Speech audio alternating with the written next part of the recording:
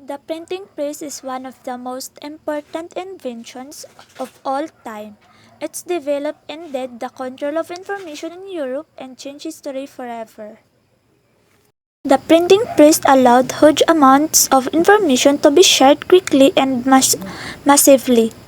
Quantities in this eventually fostered the Protestant Reformation, the Renaissance period, the Scientific Enlightenment, and the Industrial Revolution.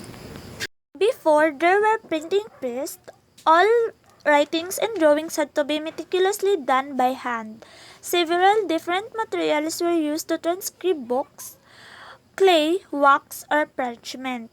Few could do this work given the great difficulty. Manually transcribing written works was usually done by scribes who live and work in monasteries. Monasteries had a special room called the scriptorium.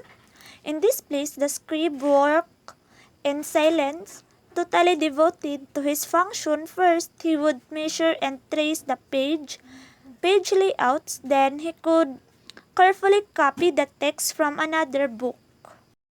During the Middle Ages, books were usually inclusive property of monasteries, educational institutions, and extremely wealthy people. Most books were religious. In some cases, a family would be lucky enough to own a copy of the Holy Bible.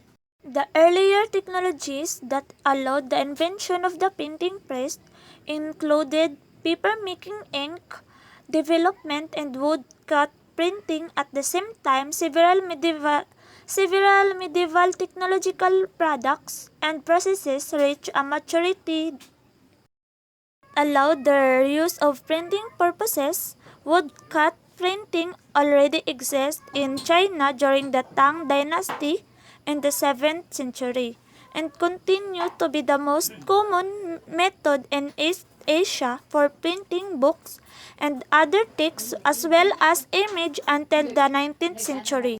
During the 1300s to 1400s, people developed a rudimentary form of printing.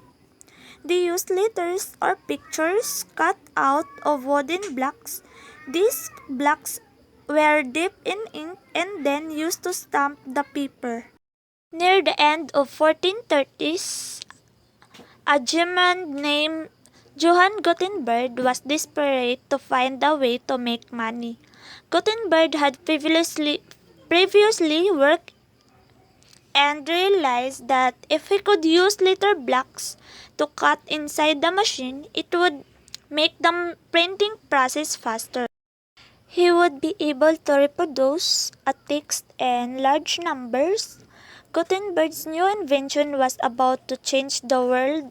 What distinguished Gutenberg's press from its predecessors was the machinization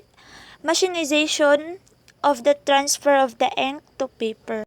The screw mechanism used in wine paper and linen presses to develop a system perfectly to printing his device made it possible to create an initial assembly line production for printed text. This is made possible to mass produce books of a much cheaper cost than contemporary methods. With the newfound ability to mass produce books at low cost on every subject imaginable, revolutionary idea. The hands of every literate Europeans whose numbers doubled every century. Science flourished during this era. For the first time, scientists had a tool capable of recording their discoveries and studies in writing, collaborating with each other across the European continents. Gutenberg did not live long enough to witness the impact of his invention and died for his greatest achievements was the first printing of the Bible in Latin. It took 3 years to print about 200 copies, a miraculously fast achievement at a time when manuscripts were copied by hand, as literacy rates were still very low in the 1490s. Residents gathered in the bars or squares to listen to a paid readers. He would tell the latest printed news, which includes scandals or war reports. Printing technology spread rapidly throughout Europe at the time of great religious change. It played a key role in the success of Protestant Reformation. The leader of Reformation, Martin Luther, initially could only preach to a small number of people, but the printed word spread his message to thousands of people who came to have access to the printed pamphlets. Luther was not the first theologian to question the Catholic Church, but he was the first to widely publish his new religious ideology. The modern world today would be a very different place without Gutenberg and his printing press.